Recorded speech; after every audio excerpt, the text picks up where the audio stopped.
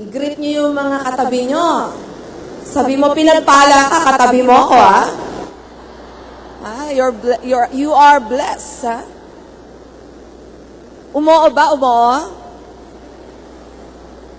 Dapat ipapractice niyo yan palagi, ha? We always teach that to you. Na kung sino palagi yung katabi nyo, kaya nasa opisina kayo, kaya nasa sarili nyo kayong tahanan, o nasa jeep kayo, kung nasaan man kayo. Lalo na andito tayo sa place of worship, I believe tayo ay pagpapala sa lahat ng tao. Amen? Amen. Because you are the temple of the Holy Spirit. So itutuloy po natin ang topic na series ni Bishop Oriel about fruitfulness. So our topic is all about secret of disciples' fruitfulness. O say to your neighbor, may secret pala. Okay, this is the secret of disciples' fruitfulness. Kasi sa iba, hindi nila kasi naiisip kung ano ba talaga ikaw at ako. Okay, sabihin mo sa katabi mo, kilala mo ba ako? Alam mo ba kung ano ako? Alam mo ba kung ano ang meron ako? Dapat tinatanong nyo talaga, ha? Alam mo ba ang kapasidad ko? O tanungin mo sa sarili mo, kilala mo ba ako? Okay. Mukhang yun ang una natin dapat sagutin. Okay? Ayun pala, kaya pala nagkakaproblema tayo with regards to journey of life because some people cannot really identify themselves as a progressive person. As a person that is born for promotion. A person that is born to explode. And a person, he is born to expand. And to overcome, and to overpower, and to rule. Because from the very beginning, we are born to be fruitful, to multiply, to increase in number, to subdue the earth. Is that right? Amen. Kaya from the very beginning, God already provided everything. God already created everything so that we can work. Lahat ng everything that is the work of your hands, it will be fruitful. Are you getting it? Kaya kailangan pala isettle natin yung term na fruitfulness. Say it to your neighbor, fruitfulness. Never forget ever the word fruitfulness in your life. Because it will determine your response to your journey. Kaya pala yung iba, patapon ang buhay. At kung gumalaw, parang patapon siya. Kasi hindi niya nakikita ang sarili niya na fruitful vine. Are you getting it? So tanungin mo ulit sa sarili mo, patapon ka ba? Sa katabi mo, tanungin mo sa sarili mo, patapon ka ba? Are you good for nothing? Are you good for garbage? So you need to see to it right now that you are a fruitful person. Can you hear that? Say it to your neighbor, I'm fruitful. Don't mess with my life. I am fruitful. Can you hear that? And say it to yourself, do not mess. You are fruitful. Because some people, they mess around. So, they're not becoming fruitful. So, dapat malinaw sa atin, ano ba talaga buhay mo?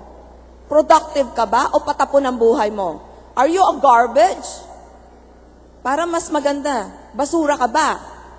Baka sagutin niyo ko, alam niyo po may pera sa basura. O sige, pang-prostitute ka, gusto mo.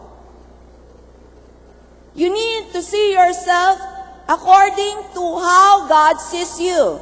Okay, in Genesis chapter 15, verse 1 and 2, it is written, I am the true vine, and my Father is the true gardener.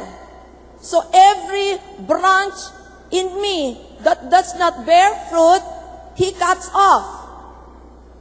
Okay? And every branch that bears fruit, He prunes. Are you getting it? Nakasulat ba dyan? I'm trying to paraphrase it. So that it will be more fruitful.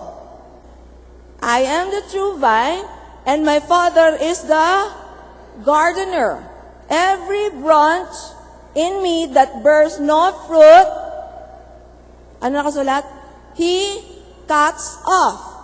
And every branch in me that bears fruit, ano ginagawa niya? He prunes so that it will be more fruitful again. Can you hear that? Can you hear that?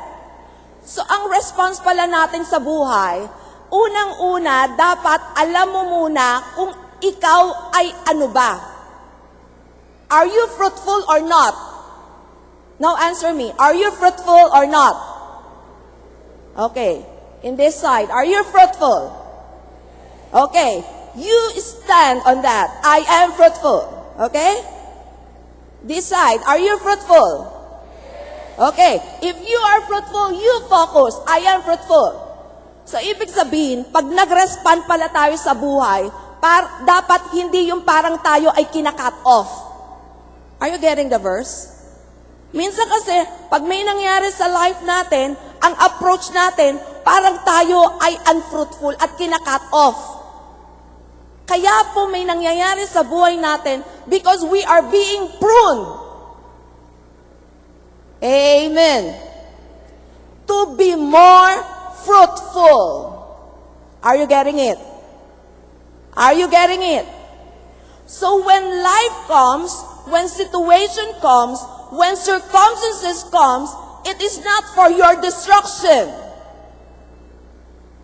It is for pruning. Because you are fruitful. So that you will be more fruitful. Amen. Amen. So kaya po dapat malinaw sa atin, kaya nangyayari ang mga bagay sa buhay natin because I am fruitful.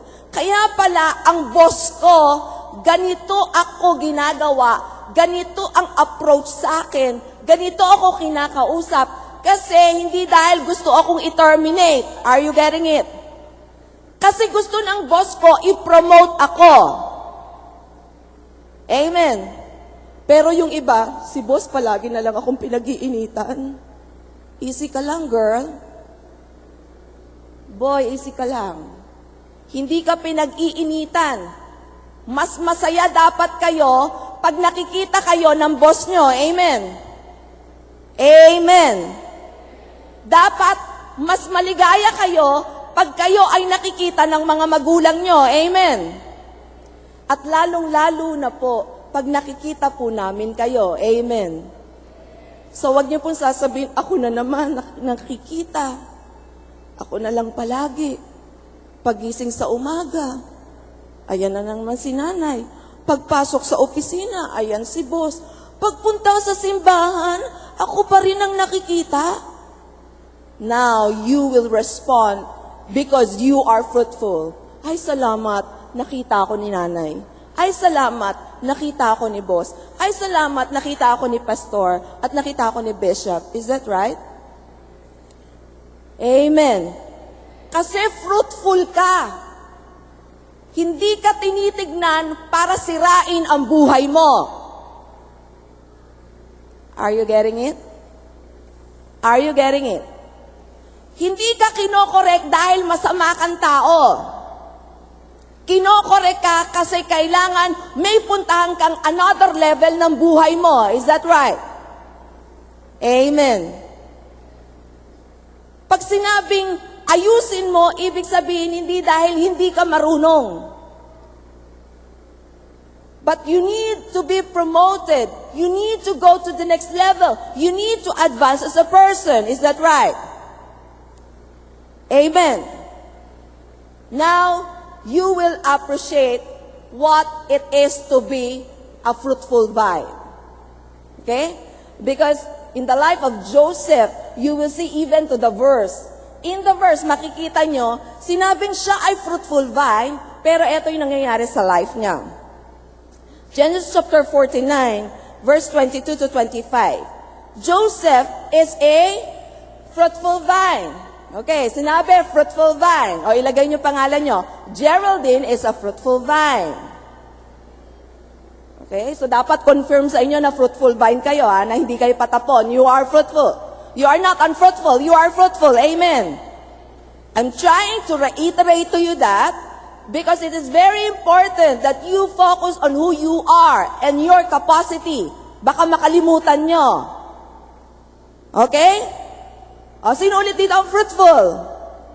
Okay, so eto ang buhay natin pag fruitful. Okay, sabihin mo, eto ang buhay natin pag fruitful. Sabihin mo sa katabi mo. Sabihin mo, hindi pwedeng iyakin. At lalo hindi pwedeng spoiled. Pag fruitful ka, this is the journey. Amen? This is the journey of the road less traveled. Amen? Amen. Pag sinabing, eto yung journey, be on your guard, stand firm on your faith, be men of courage, and be strong. Straighten up your feeble knees. Come on. You man of God, you woman of God, we can make it. Amen. Because we are fruitful. So ngayon, tatanggalin na sa inyo yung mga immaturity nyo. Sino dito mature na? Okay. Pag sinabing mature, ibig sabihin, you are touchable. Amen? Hindi yung you are untouchable. Matured ka na ba? Yes, I am matured. I am untouchable. You are matured. You are touchable. Amen? You allow other people to constantly speak to your life. Because anyway, you are stable as a person. Is that right? Amen? Hindi yung pag may narinig, iiyak si nanay, galit na naman sa akin. Please lang wag na kayo mag-interpret na parang ang lahat ng tao galit sa'yo. War free ka ba? Parang pag may nagsasalita sa'yo, parang galit sa'yo palagi ang mga tao, buong mundo. Come on, you are not the world. Amen? Amen. Okay? Malinaw ba? Is this the conversation of the matured individual? Okay? So pag nakausap mo ang boss mo, nakikita, iba na to, hindi na umiiyak hindi na nagtatampo. Pag nakita ka ni nanay, nakangiti kahit pinapagalitan. Mukhang nagkaroon ng evolution. Diba? At sa loob ng church, hallelujah, may signs, miracles, and wonders. And you are the greatest thing of all. Is that good? Ang sarap kasing kausap yung mga matured individual. Ang sarap kausap yung mga fruitful na tao. Kasi hindi na kino-question kung ano yung identity niya at kung ano yung kapasidad niya. Hindi na sa'yo sasabihin, bakit mo ako ginaganyan? Hindi ba ako magaling? Pwede ba? You don't ask me silly question. And that is not intelligent question. That is really absurd and inhuman. That is the most terrible question I've ever listened and heard. Is that right? Amen. Walang magtatanong sa akin, hindi ba ako magaling? Magaling ka nga di ba? Ano ba? Sinabi na ka sa preaching, magaling ka, ano pa ba? Sa'yo yun, fruitful ka nga. Ikaw na nga yun. So stop asking me those silly, unbelievable, and, oh my goodness, immature questions. You are retarded. Huwag niyong tatanungin sa nanay niyo kung mahal kayo. Nanay, ba't mo ako pinagagalitan? Mahal mo ba ako o hindi mo ako mahal? See? Kung mailalagay ka lang at maibabalik ka sa sinapupunan ng nanay mo, nung oras na tinanong mo, gagawin niya yon. Malaki ka na lang, hindi na kasya. Kaya ayusin niyo buhay niyo. Amen? Huwag kayo gagawa ng isang bagay na kung bibigyan lang ng pagkakataon, ibabalik ko pa ba itong bata na to sa sinapupunan ko? Magkaroon lang ng pagkakataon, pag ikaw ganyan ka magtanong, ibabalik ka talaga. Amen? Kaya please lang fruitful ka. Nay, alam ko po mabait ako. Huwag mo na tanongin, mabait ba ako? Masama akong anak. Mabait ka nga Gumalaw ka na mabait. Kasi mabait ka. Is that right? Mabait naman ako, di ba? So I want you to think that way, on that level. Is that right? So kaya tuloy tayo, nagjo-journey tayo. We advance as a person. We don't ask silly question, and we don't engage to things that, it is absurd, it is unnatural, and it is of the devil. Because the devil always wants to demote us, okay? And to make us out of focus. But this time it is totally different. It is settled, I am fruitful. And I will go in this journey. And I am settled on this. Okay? So ang unang sinabi ni Bishop is number 1 is fellowship. Okay, let us read the verse. Joseph is a fruitful vine near a spring, whose branches climb over a wall. Okay? So siya ay fruitful vine, hindi lang siya ordinaryo na fruitful vine. Siya ay nasa spring and he climbed over the wall. So whatever situation that comes along his way, he is secured. Anyway, he is in the springs of water and he can climb over it. He will always overpower the works of darkness in his life. Amen. He will always overcome. That is Joseph, the fruitful vine. So maganda pala makita natin na I am a fruitful vine. I am settled. Anyway, I am in the spring of water. Anyway, I can climb. So it doesn't matter kung merong problema. It doesn't matter kung ano yung sitwasyon. It doesn't matter anyway. As long as I have God, as long as I have the Word of God. Because that talks about the spring. Amen? I have God, I have the Word of God. It doesn't matter kung ano man yon, I can do all things. All will go well with me. Is that right? Amen? Okay, next. With bitterness. Okay, eto na yung mga nakikita nyo sa buhay. With bitterness, archers attack him. They shot at him with hostility. So it doesn't matter. Life is bitter. Life is hostile. It doesn't matter. Okay? So this is the response.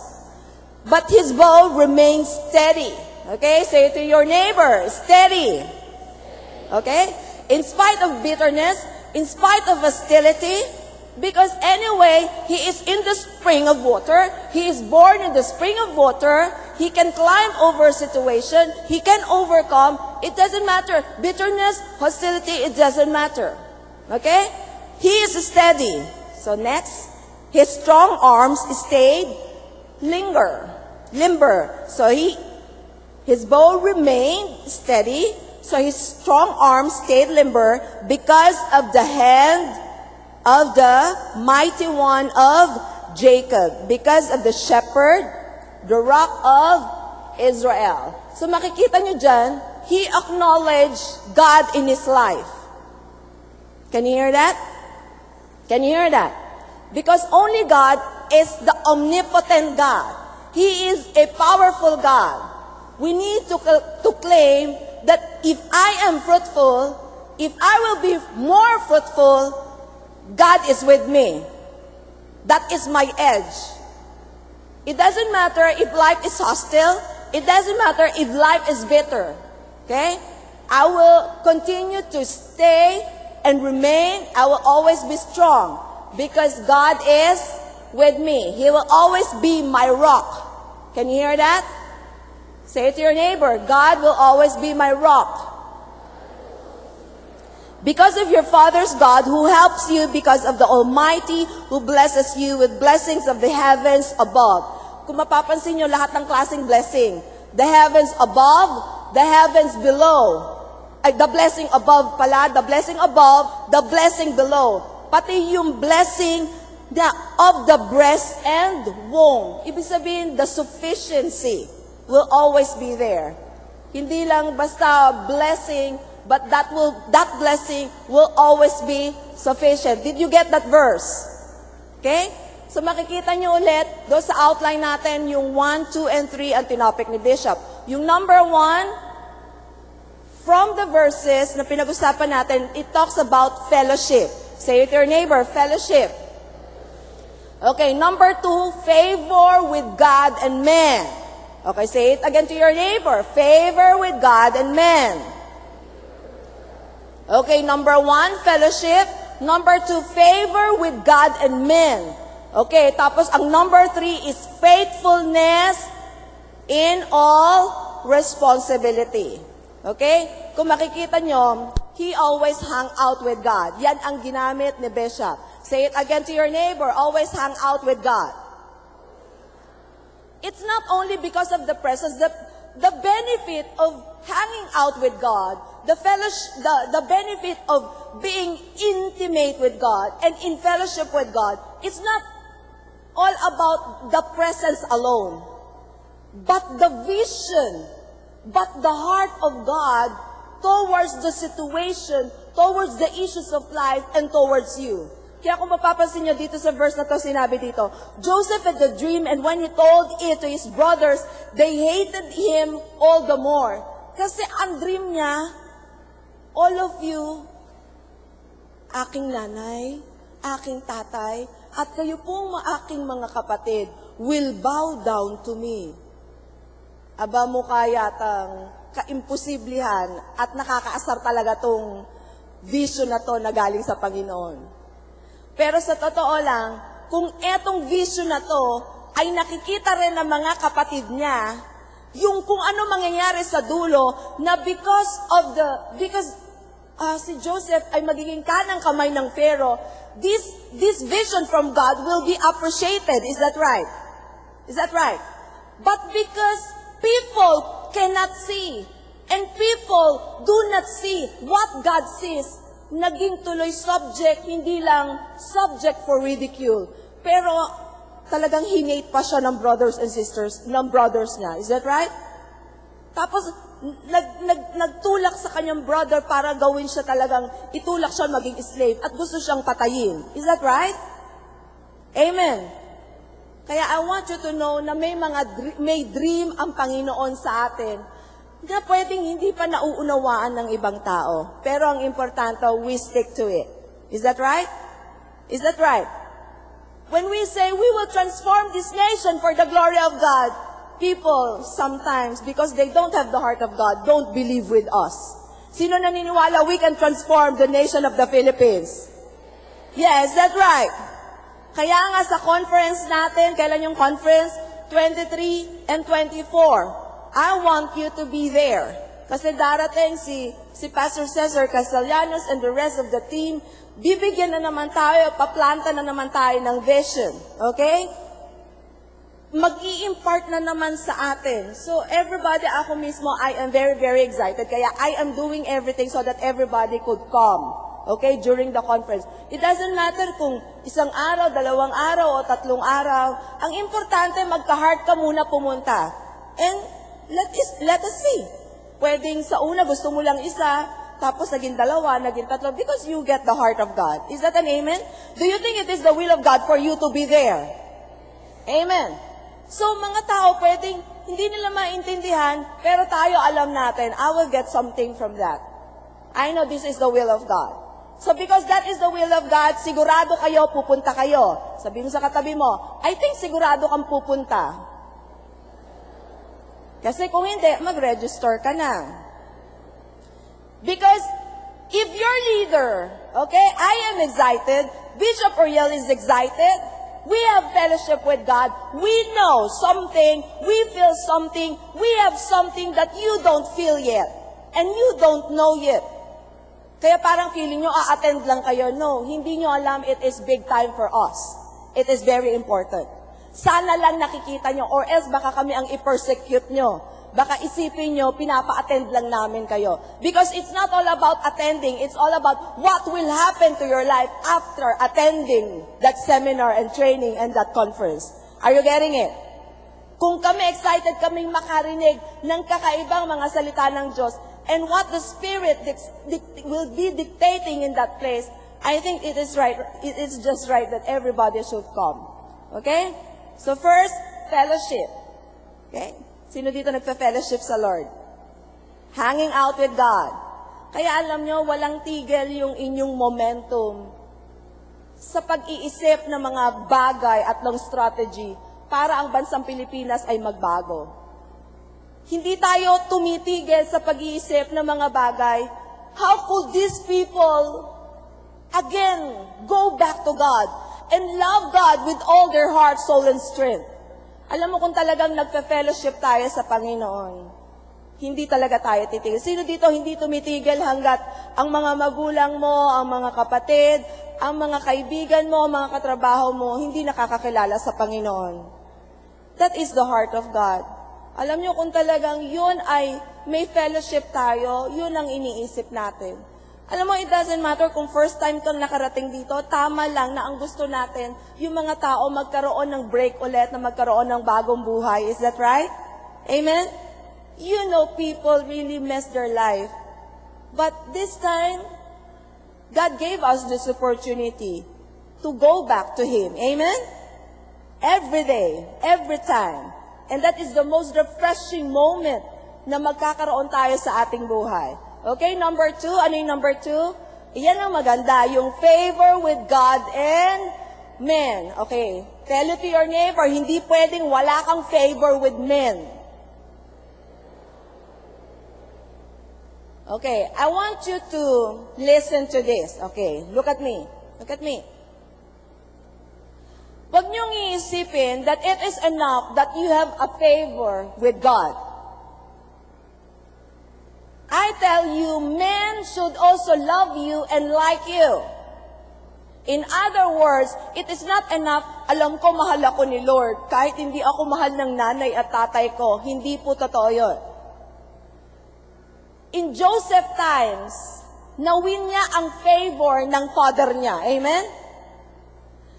Kaya minsan palagi ko sinasabi, huwag niyo muna kasing isipin na baguhin ang mga magulang niyo. Ang isipin niyo, tayo muna magbago. Ang palagi kasi natin sinasabi, si nanay palagi nalang galit, si tatay binubugbog ako. Baka naman kabugbog-bugbog ka talaga. Baka naman kainis-inis ka. Baka naman talaga object ka of wrath. An object of anger. Is that right? Is that right? You need to win the favor of your parents. Are you getting it? Amen. Kahit anong sama ng magulang, hindi ko nga alam paano nyo sila napasama. Kaya careful kayo in the way that you should really go. Kaya wag muna nating sisihin kung bakit ganun ang magulang natin. Baka naman simula nung ipinanganak tayo, napakasutil natin. Na naprovoke natin mismo yung mga magulang natin para mag-react at mag-respond negatively towards us. Always remember, they are the parents. They need to be respected and honored and obeyed. Can you hear that? Subukan nyo kayang bumalik doon. Baka naman maiba ang sitwasyon. Hindi natin pinag-uusapan yung mga, sasabihin nyo, paano ni-rape po ako? Wag muna natin pag-usapan yun. You do your part.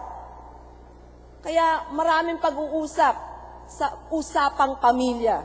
Pero ang sinisiguro ko sa inyo, if you win the favor of God, maaayos ang pamilya nyo. Amen? Amen? Amen? Hindi kayo pwedeng magpapakabait dito sa loob ng simbahan, sa loob ng pamilya nyo, hindi kayo maayos. Are you getting it? Kasi sa totoo lang, kung matigas ang ulo nyo doon, mas titigas ang ulo nyo dito. Kung sutil kayo doon, mas sutil kayo sa labas. Is that right? Amen? Kung kaya nyong angilan ang mga magulang nyo na nagpakain at nagluwal sa'yo, sinisiguro ko sa'yo, mas aangilan nyo kami. Kaya kami pag nagmi-minister, binabalik namin muna sa kanya-kanyang pamilya. I want you to honor your father and your mother. I think that is the 5th commandment in the 10 commandments. Are you getting it? Amen? Sino dito, alam mo, object of love ka ng parents mo? You in their favor. Alam mo ba ako dati, sutil kaya ako, kaaway ko kaya, I'm the enemy number 1 ng mom ko. Naka-diary pa yon. Sabi ko, I hate my mom. Galit na galit kaya ako sa mommy ko, kasi palagi nilang ako kinukurot. Tapos naaasar kaya ako. Pag nakikita ko siya, ayoko siya, kasi mabungangera. Ganun ako nun. Pero alam nyo, when I received Christ as my Lord and Savior, Ayun pala, kaya siya ganun. Kasi, ako may kasalanan. Kung mabait ako, hindi siya magbubunga nga. Amen? Siguro hindi niya ako kukurutin kung mabait lang talaga ako. Amen? Yung ginawa ko, nagpakabait muna ako. Hindi na ako nakurot. Good girl. Amen? Ayun pala, kailangan tayo muna. Minsan kasi nagpo-provoke tayo. Parents sila. Alam nila they deserve respect. Alam nila they deserve honor. Alam nila they deserve obedience. Pero tayo, iba kasi ginagawa natin. Magbago ka, nanay, para magbago ako. Kaya ako ganun, kasi ikaw ganyan. Anak ng demonyo talaga, ano? Kaya kung gusto nyo talaga na anak kayo ng Diyos, irespeto nyo ang inyong mga magulang. Amen? Magpakaanak lang kayo. Is that right? Is that right? Gusto ko ang lahat ng tao dito na umaate, na nasa Doulas for Christ, mababait sa kanilang mga magulang. Hindi ko sinabing uto-uto sa inyong mga magulang. Pero alam ko, you honor them. Is that right? So meaning may harmony sa loob ng bahay. Hindi yung ini-spoiled sila, hindi yun ang point ko. Pero you give honor. You give respect that is due to them. Amen? You obey them and you love them. Sino dito gusto palagi umuwi ng bahay? You love your parents. Is that right? Hindi yung dito lang ako sa church. Kasi pag umuwi ako, yun na naman. Makita ko na naman mukha ng nanay ko. No, you go back to your house. Huwag niyong gawing scapegoat ang church. It won't work. Are you getting it? Sabi mo sa katabi mo, church is not a scapegoat. It won't work. You go back to your house. That's your home. Amen? Because anybody who can manage the home well can manage the church well. Okay? Sa bosses nyo, you win their favor. Is that right? Hindi pwedeng, basta ako nagtatrabaho, galit-galit kami ng boss. No. You don't know yung promotion nyo galing sa kanila. Hindi ko sinabing magsip-sip kayo. Hindi yon ang point. Pero huwag kayong magdi-disconnect sa mga taong inilagay ng Diyos para sa promotion nyo. Are you getting it? Ba akala nyo magaling ako? Hindi sapat ang galing mo. Para pumunta ka sa tugatog ng success or sa design ng God o sa destiny na kailangan mong puntahan. Talagang meron ka talagang iwi-win na favor. Are you getting it? Hindi sip-sip not the sip-sip term, but the favor. Okay? Remember si Joseph, kahit sa bahay, nawin niya ang favor ng tatay niya. Kahit bilang slave, nawin niya ang favor ni Potiphar. At kahit nasa prison siya, nawin niya ang favor ng prison keeper. Is that right? Amen? So, ibig sabihin, hindi ito tungkol sa kung ano ang estado mo sa buhay. Ano ba ang puso mo? For example, did you win our favor? Hindi pwedeng, basta ako sa leader. Basta ako na sa loob ng church na to. Wala akong pakialam kay pastora. Wala akong pakialam kay bishop. Wala na akong pakialam sa cell leader ko. Basta ako, alam ko magaling ako. Iho, maghunos dili ka. Iha, maghunos dili.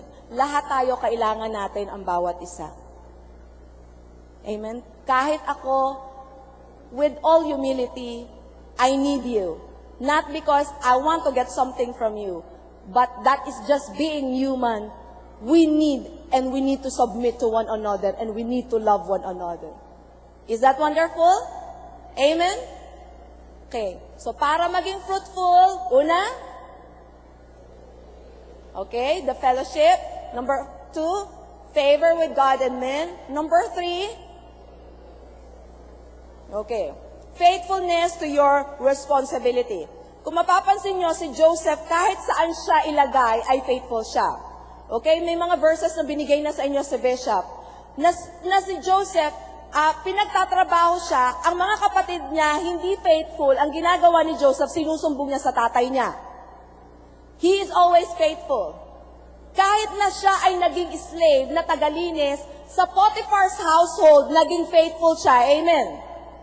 Ibig sabihin, kahit na naka-experience siya ng injustice, kahit naka-experience siya ng mga difficulties sa life, he will always be faithful. Are you getting it? Are you getting it? So tell it to your neighbor, never leave your post. Sa opisina mo, hindi ko galit ka sa boss mo, bahala ka. Hindi ko gagawin itong trabaho na to. Konting panahon na lang, aalis na ako dito. Pag yun ang nasa isip mo, you are being unfair. Kasi from the very beginning, kaya ka nandyan para ka talaga magtrabaho and you owe your boss to be effective, efficient, and excellent. But because mali yung attitude mo, hindi mo natatrabaho ang dapat mong trabahuin. Is that right? And you are being unfaithful. Because it is not enough that you are just doing something. You need to produce something out of what you do. Can you hear that? Hindi sapat na nasa Doulos for Christ ka. Kailangan may attitude, may character. Alam mo, there is a sense of responsibility. Okay, look at me again. Pag may ginagawa tayong isang bagay, huwag tayo gagawa ng isang bagay so that you can use it against other people. Can you hear that? Can you hear that? Halimbawa sa mga nanay nato, ayan nanay, naghugas na ako ng plato, ano pa masasabi mo? Naglinis na ako ng room ko, o ano pa? Sige, ano pa? Pagod na nga ako, ano pa ba? Galing ako sa trabaho, eto pa, nag-aaral pa ako, nag-MA pa ako. Pag gumawa ka, gawin mo ng punong-puno ng dignidad at lagyan mo ng dangal ang ginagawa mo. Kasi ang ginagawa mo ay nag-i-speak kung sino ka. Is that right? Is that right? Hindi more of yung tangible na ginawa mo. It's the attitude and the character na lumabas sa'yo habang ginagawa mo ang ginagawa mo. Is that right? Amen.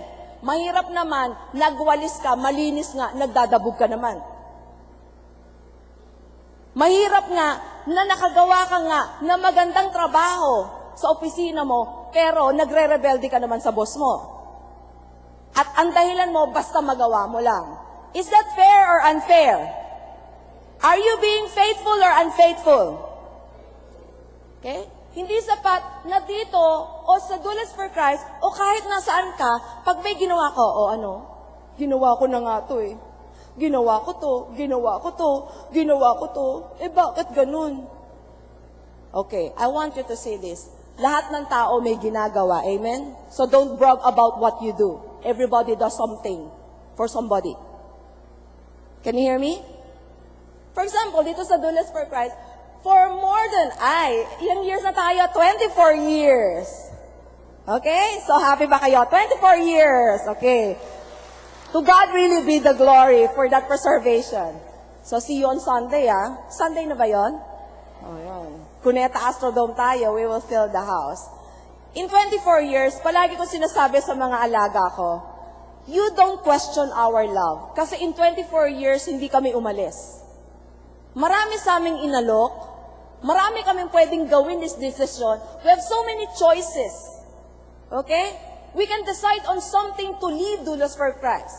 Lalo na yung noon na wala talaga. Everybody is poor. Okay? Doulos is poor. Wala. Everything is unproductive. Pero we remain steady. Okay? We remain strong. Because we believe this is the journey. Is that right? We never leave our post. We will always be faithful. And for another 60 years or 100 years or more than, we will still serve you. Amen? Hindi kami aalis kahit na, alam niyo po ba na marami kaming visa. At sa visa po namin pwede kami mag-stay na sa ibang bansa. And because we have so many connection and we have so many friends, marami pong nag-aalok sa amin na doon na mag-stay sa ibang bansa. Sabi pa nga ng isang pastor, ako ang unang-una mo na miyembro. Okay? So, ibig sabihin, we can really go to other places. But it's a no-no. Pumupunta lang po kami sa ibang bansa to serve people. And that is our conviction. And that is who I am. Is that right? Amen?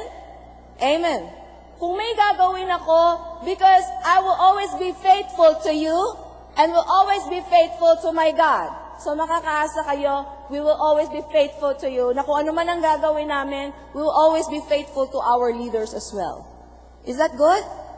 So kayo po, pag may gagawin kayo, hindi dahil pambenga natin yun sa ibang tao. Ginagawa po natin yun because we are faithful to God. We are faithful to the people around us whom we serve.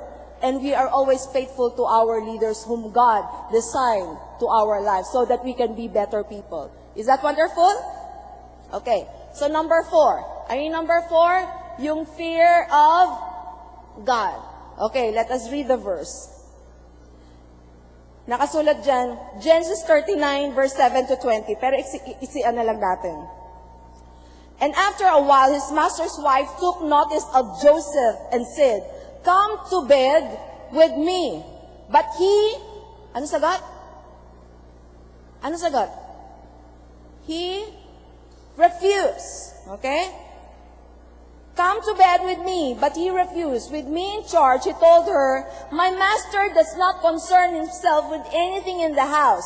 Everything he owns, he has entrusted to my care. No one is greater in this house than I am. My master has withheld nothing from me except you, because you are his wife. How then could I do such a wicked thing and sin against God?"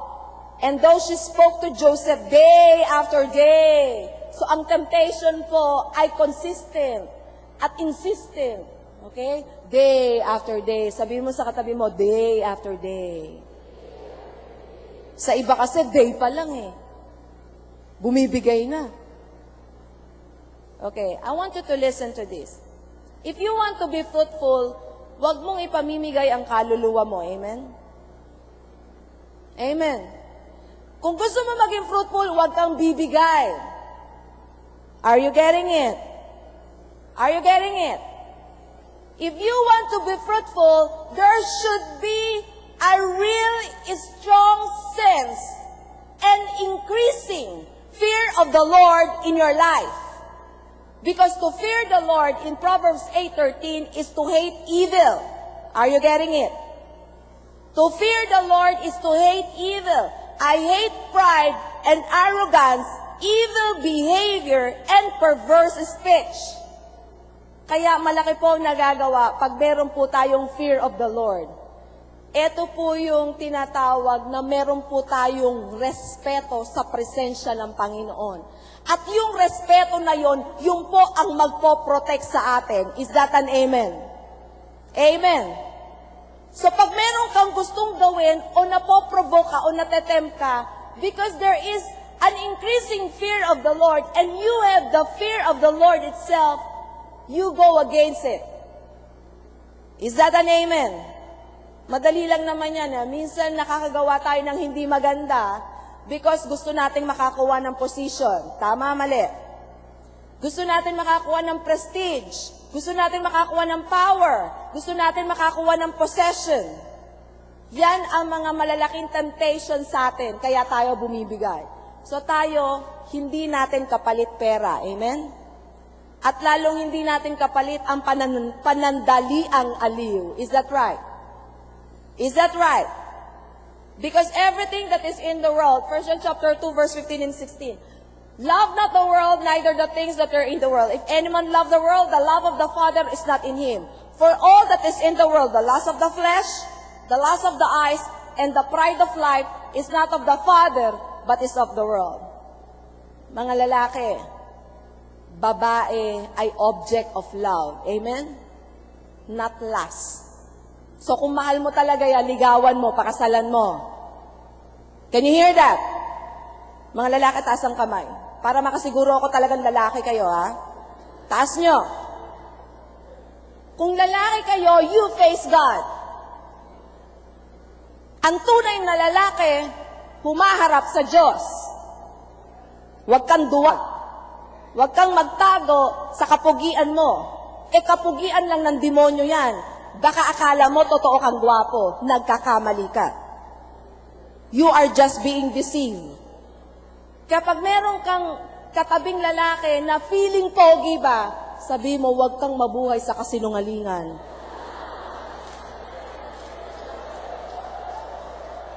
Madali namang malaman pag feeling pogi, nagpapakyut. Bakit ka nagpapakyut? Maliit ka ba? Yun ang meaning ng cute, maliit. Bakit ka nagpapa-feeling pogi? May insecurity ka ba? Kung talagang pogi, gwapo ka, humarap ka sa Diyos, maniniwala ako sa'yo. Tapos kung talagang mahal mo yung babae, harapin mo ang nanay at tatay. Pag naharap mo ang nanay at tatay, pati kapatid. Amen? Humarap ka sa mga tiyo. Humarap ka sa mga tiya. Tapos, saka ka magparamdam na ikaw ay manliligaw. Huwag ka muna basta-basta manliligaw. Maling pakiramdam yun. Dapat may chronological order. Amen.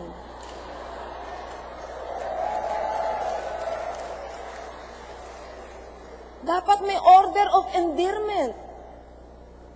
Dapat mahal mo muna ang kanyang mga magulang. Amen? Pag mahal mo kasi ang kanyang mga magulang, irerespeto mo ang anak. Because that son and daughter is somebody's child. You don't disrespect that son and daughter. Amen? Pati mga babae, huwag kang kekerengkeng sa lalaki. Madali silang matempt sa natural resources. Okay? Sinasabi ko na sa inyo. Kaya please lang, natatempt na nga sila, ipinamimigay mo pa ang sarili mo. Kaya katempt-tempt ka talaga. Pero pag may fear of the Lord kayo, hindi kayo babagsak sa sexual immorality at sa impurity. Amen? Because those things are the fruit of the sinful nature. At kaya nagagawa yun because there is no fear of the Lord. Sino dito, mga babae, nagpapakyut o kumekerengkeng? Women, I know you. Alam mo yung ginagawa mo, okay? Pati pagsuklay ng buhok mo, pati paglalakad mo, alam mo may purpose yan. Is that right? Kami mga babae, meron kaming purpose, may goal, may vision, may strategy.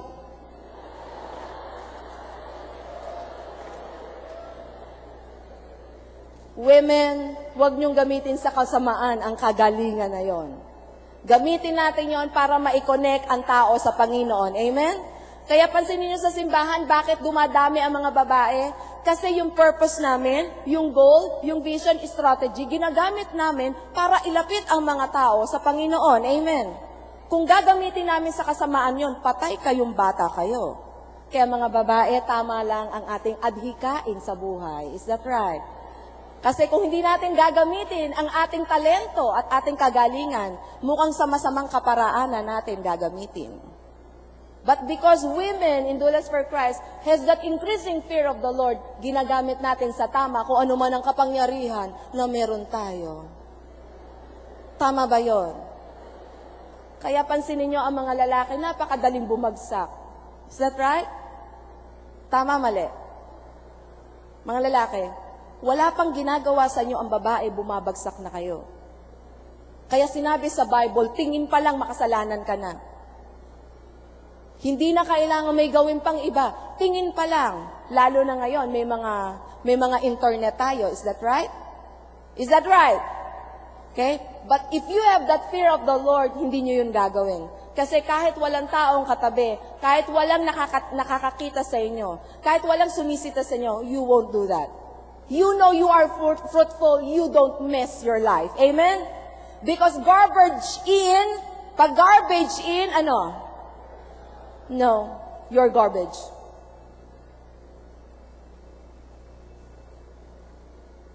Garbage in, garbage out. If you take in the garbage, it becomes who you are. It goes with your system. Unless you renounce it, unless you repent. Can you hear that? Can you hear that? Baka akala nyo, pag may pinanood kayo, kusang aalis yun. No. Unless you repent. Amen? So the fear of the Lord is the beginning of wisdom. And the knowledge of the Holy One is understanding. The fear of the Lord is the beginning of knowledge, but fools despise discipline and wisdom. Are you getting it? Amen. So tayo dapat, meron tayong increasing fear of the Lord. Next, it's all about forgiving nature. Okay? Kung mapapansin nyo, kahit anong ginawa kay Joseph, still ang heart niya is to, say to your neighbor, forgive. Okay, say to your neighbor, forgive. Simula sa araw na to, simula sa oras na to, etong gagawin nyo. Kung ano ang nakaraan simula sa araw na to, a millisecond ago, or a nanosecond ago, please, huwag kayong mamuhay sa mga pangit na karanasan na yon at sa pangit na isipan. Are you getting it? Are you getting it? So, ipapasok ko na yung fortitude. Okay? Yung forgiving kasi in nature at pagiging fortitude, pagkakaroon ng isang klaseng heart at isang klaseng pagkatao na fortitude, ibig sabihin, no way na mag-backslide ka in spite of difficulties. Okay? Kasi kung titignan nyo si Joseph, nag-undergo siya ng, ano yung situation na na-experience si Joseph? Unang-una, na-experience niya na hinate siya. Amen? He experienced hate. He experienced envy. He experienced yung, ano pa yung mga na-experience niya? Ano pa? Being in prison, people who's very ingratitude. Okay? Na-experience niya yung mga situation na parang, bakit ganito nangyayari? Na-experience niya yung slavery, is that right? Na-experience niya ang temptation, is that right? Na-experience niya yung to be falsely accused, is that right? Amen? So lahat ng klase na-experience niya. Pero yung unang-unang verse sinabi sa kanya, he is a fruitful vine. We will go back to that verse. He is a fruitful vine, is that right? Pero na-experience niya na siya ay hinihate. Na-experience niya na siya ay ini-envy. Okay? Na-experience niya na siya ay nag-undergo ng temptation. Na-experience niya na siya ay tinatempt o siya ay under slavery, na ini-slave siya. Na-experience niya na siya ay falsely accused. Na-experience niya na siya ay, ano pa? To have that prison life. Na-experience niya na people are very ingratitude. Tama ba na-experience niya yung lahat? Pero ang tawag sa kanya ay fruitful vine. So dapat tayo makita natin na in spite sa mga situation na nangyayari sa atin, dapat tayo ay very forgiving. Unang-una, we need to learn to forgive ourselves. Say to your neighbor, forgive yourself. Alam niyo kung bakit na sinishare ko sa inyo na you need to forgive yourself? Kasi unless you experience that forgiveness and God ministered to you, and you ask forgiveness from God, you recognize that you sin against God, and you also have that participation. Why other people have that kind of life? You know what? God will minister to you. And because of that, you can minister to other people. You know, ang experience ko sa life, yung mga unforgiving people, yan yung hindi nakapag-forgive, yan yung mga tao hindi naka-experience ng forgiveness.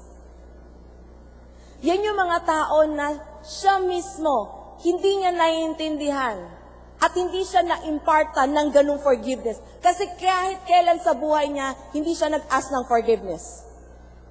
Have you said sorry to your mom and dad?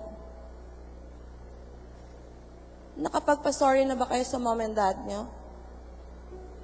O, ang sagot natin, hindi, naiintindihan na niya yun. Alam naman niya, siya rin may kasalanan eh. Cruel.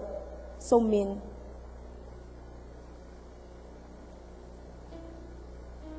Minsan ba sa buhay nyo, in-acknowledge nyo na, Lord, I think kailangan kong i-forgive.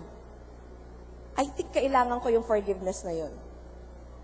It doesn't matter kung anong na-contribute ng ibang tao, bakit ako nagkaganto. Pero ako, I need to be forgiven. Unless you understand that feeling, you can never impart forgiveness to other people. I think that is in Romans chapter 12, verse 21. Please correct me if I'm wrong. I think that is in Romans chapter 12. Do not be overcome by evil, but overcome evil with good. Have you heard that verse? Do not be overcome by evil. Evil na nga yung nangyayari. Do not be overcome by it. Are you getting it?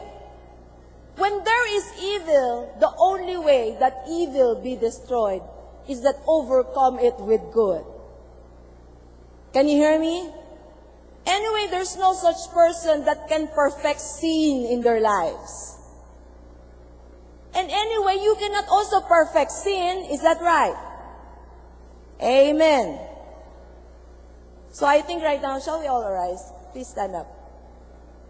You can play the keyboard.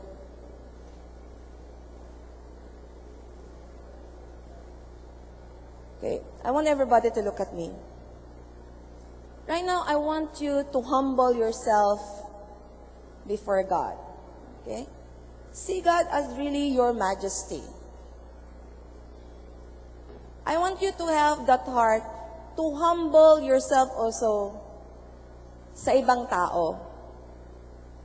Maybe we are too much of ourselves at nakita natin na parang sila na lang palagi ang may kasalanan.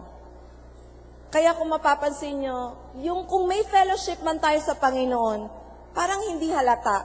Because hindi natin nawiwin ang favor ng mga tao sa paligid natin. Kaya kung mapapansin nyo rin, ang galaw ng buhay natin parang walang fear of the Lord. Because the fear of the Lord is to hate evil.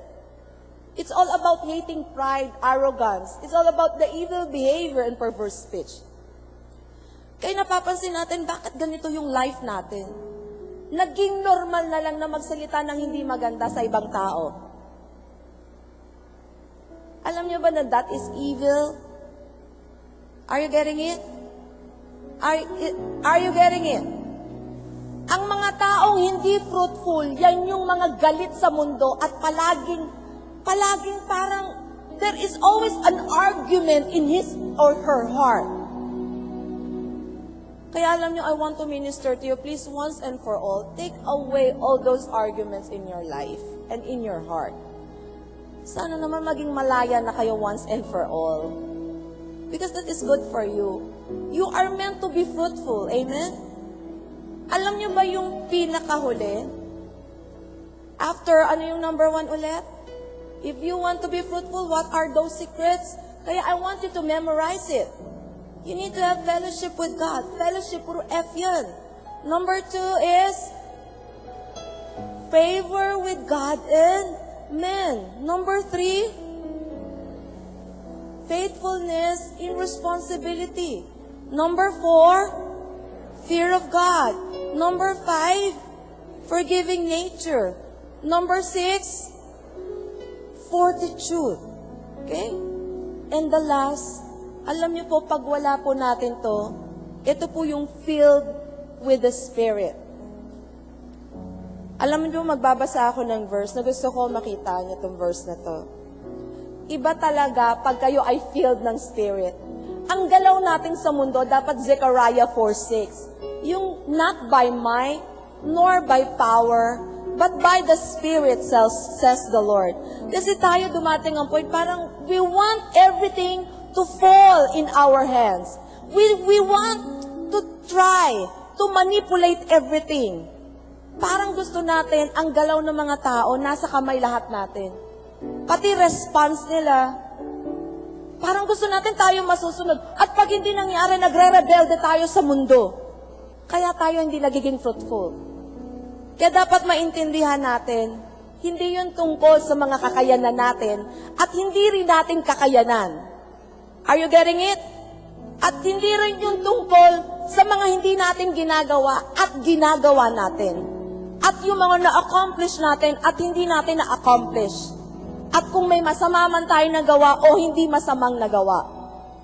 Ngayon, we really need to settle everything. That once and for all, we really need to be filled with the Spirit. Amen? Amen. You need God. So this is the verse. Genesis chapter 41, verse 38 to 44. Joseph was filled with the Spirit of God. I know.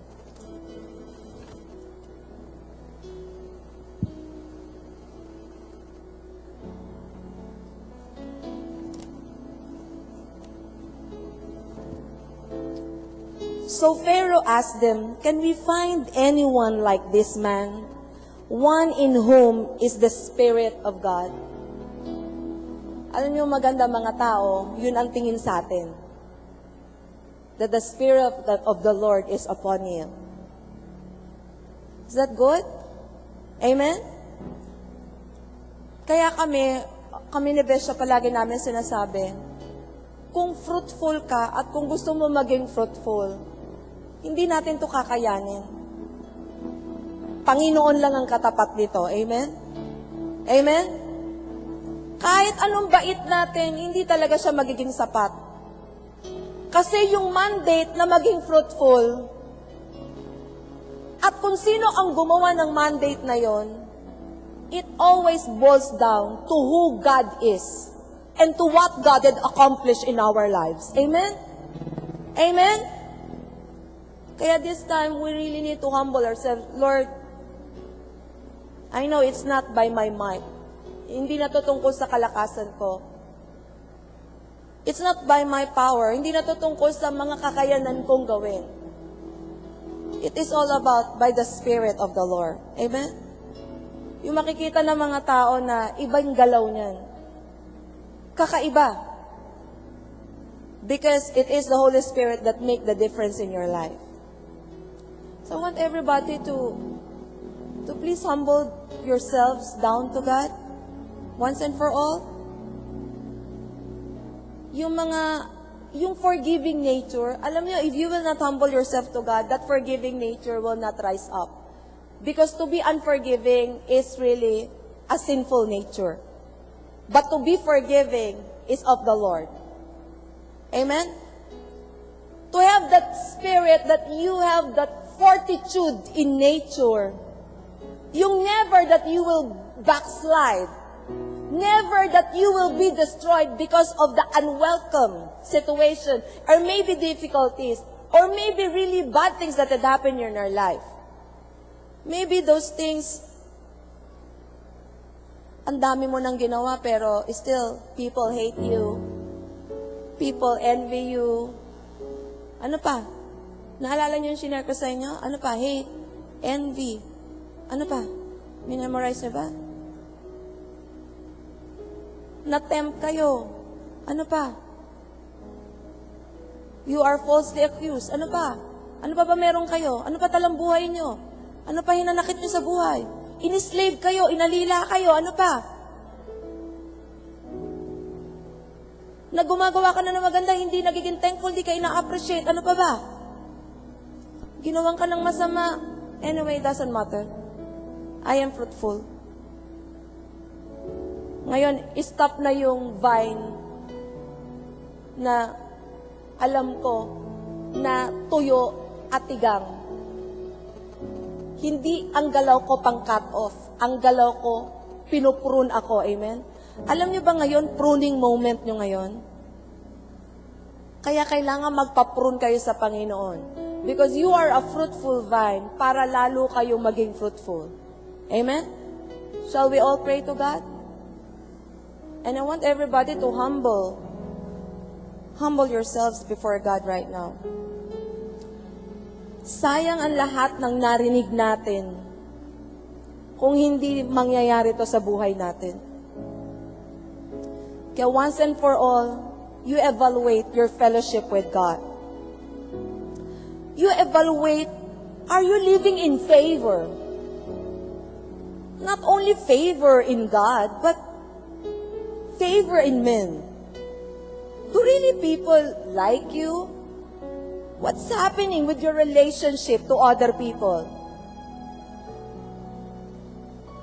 Are you likable? Are you godly? Do you really want to bring out the best in people? Are you the worst person today because of the bitterness of life and the hostility of life? I want you to evaluate your life. It's not all about the people around you. It's all about you and your response to situation. That's why you win the favor of God and you win the favor of men. The only perfect situation is if we journey in the track that God wants us to journey. The most important is God is with you. And you are always on the Lord's side. And God is always with you. And the favor of the Lord is upon you. At kahit na anong kontra ng mga tao, the favor of man will always be upon you. Hindi ka talaga mapapahamak at lalong hindi ka mawawalan.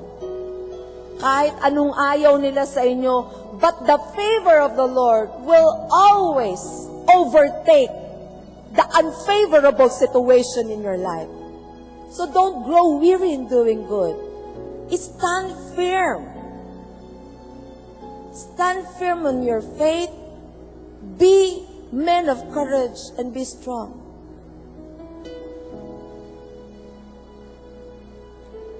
And please don't leave your post. Remain faithful. Tignan mo kung nagiging faithful ka pa o unfaithful ka na. Kung saan ka nilagay ng Panginoon. You don't do things just for the sake of doing. You are there to produce something. And it should be the best ever. How's your fear of the Lord? Do you still respect the presence of God? How's your behavior? Ini-evaluate mo pa ba? Obvious naman kasi pag mali. Dapat lumayo na tayo dun. Because the fear of the Lord is the beginning of wisdom. You will know what really good is. You will really know what is acceptable is if you have the fear of the Lord.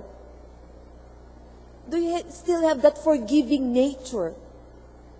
Ang initial reaction mo ba sa isang bagay ay pagpapatawad at pagpaparaya? O palagi tayong nakikipaglaban? O palagi nating iginigit ang kagustuhan natin? Do you really want to change to be the best person? Or do you insist changing other people to give you an excuse not to change? Or maybe you want other people to change first. And after that, you will see if you want. Or maybe if you want to respond to it. You evaluate. What is your instinct right now? Are you still loving? Are you still in the spirit of gratitude? Thankful ka pa ba sa mga tao sa paligid mo? Kaya kasi tayo minsan punong-puno ng galit kasi parang karapatan natin lahat. Hindi na tayo marunong magpasalamat. Ngayon, dapat matuto tayo magpasalamat. Matuto tayong tanggapin ang ating mali. Mali natin muna ang nating saliksikin bago ang pagkakamali ng ibang tao. See your life. Masyado ka na bang vulnerable? How's you as a person? Are you still fortified? Are you still in that fortitude status? Nasa iyo pa ba yung virtue na yon? O lahat na lang, binabagsak na natin. Nagre-react na lang tayo sa mga sitwasyon. Hindi na tayo nag-iisip ng tama. Kung nag-iisip man tayo, mali ang iniisip natin. Ngayon, I want to minister to you right now na ang iniisip natin, yung tama. Huwag kayong mag-iisip ng mali. Kung gusto niyong ayusin ang sitwasyon, ang isipin natin ang tama. Hindi ito tungkol sa nararamdaman mo. Ito ay tungkol sa ano ba yung tama na mag-aayos ng sitwasyon. Pero kung ano man yung nararamdaman mo, kung ano man ang sitwasyon mo, ma-overpower yun. Do not be overcome by evil, but overcome evil with good. Dearly beloved, avenge not yourselves, but rather give place unto wrath. For it is written, vengeance is mine. I will repay, says the Lord.